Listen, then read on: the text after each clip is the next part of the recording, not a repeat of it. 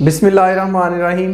Welcome to the new video of our channel and again आज एक बहुत ही important topic के साथ आपकी खिदमत में हाजिर हुए हैं और वो है आपके चेक के मुकदमा का इंदराज। और चेक अगर कोई इंसान जिसने आपको पैसे देने हैं और वो आपको उन पैसों की बाबत एक चेक दे देता है जो कि मुतल्लिका बैंक से मुकर्ररा तारीख़ पर कैश नहीं होता क्योंकि उस बंदे के अकाउंट में बैलेंस नहीं है, तो फिर आप कौन से ऐसे इक़दाम हैं जो उठाकर अपनी रकम वापस हासिल कर सकते हैं और उस मुजरिम को जिसने आपको बोगस जाली चेक दिया उसको कानून के कुटहरे में कैसे लेकर आ सकते हैं। तो व्यूवर्स, जब आपको कोई चेक देता है तो सबसे पहले उसके ऊपर उसके दस्तखत, लिखी हुई रकम और मुकर्ररा तारीख के अलावा और कुछ भी नहीं लिखा होना चाहिए, चेक की बैक साइड पर भी और फ्रंट साइड पर भी। क्योंकि अगर आपकी चेक की बैक साइड पर गारंटी चेक लिखा हुआ है या आपकी चेक पर कोई और तहरीर लिखी हुई है तो आपका मुकदमा 489F के सेक्शन के तहत दर्ज नहीं होगा। मतलब कि आपको चेक का मुकदमा दर्ज करवाने के लिए मुश्किलात पेश आएंगी। तो सबसे पहले जब आपको कोई मुकर्ररा तारीख़ पर जब चेक दिया जाता है तो आप मुकर्ररा तारीख़ पर बैंक में जाएं और अगर वो चेक मुकर्ररा तारीख़ पर रकम ना होने की वजह से डिसऑनर हो जाता है, बाउंस हो जाता है, तो आपको चाहिए कि बैंक ऑफिसर से उस चेक के ऊपर डिसऑनर चेक होने की स्लिप लगवा लें ताकि आप इंदराज मुकदमा की दरख्वास्त दे सकें। याद रखिए कि आप बैंक में चेक प्रेजेंट मुकर्ररा तारीख़ के 6 माह बाद तक करें और उसको 6 माह बाद तक ही उसको डिसऑनर की स्लिप लगवा लें। 6 माह के अंदर अंदर लगाई गई स्लिप जो है वो कानूनी तौर पर वैलिड होती है, सही होती है और आपको इंदराज मुकदमा में मुश्किलात पेश नहीं आती।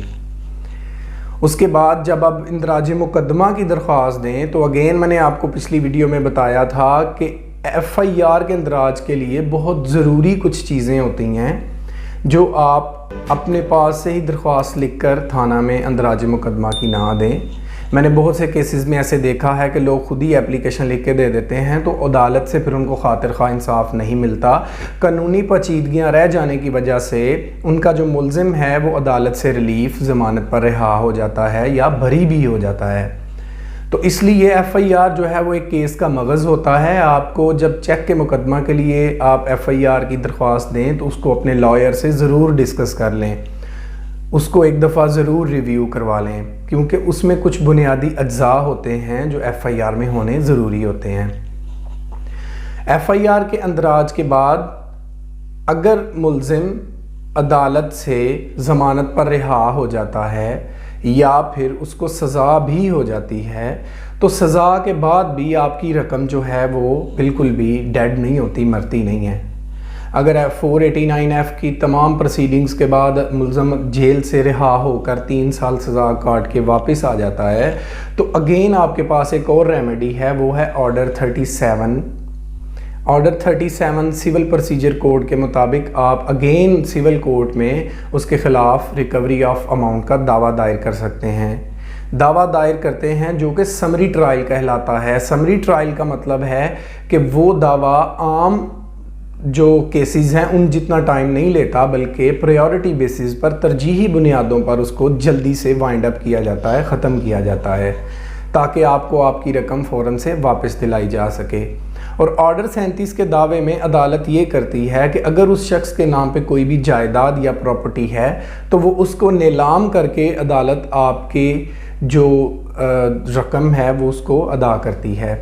और अगर उसके नाम कोई प्रॉपर्टी या कोई जायदाद नहीं है तो अगेन अदालत जो है वो उसको पनिश कर सकती है।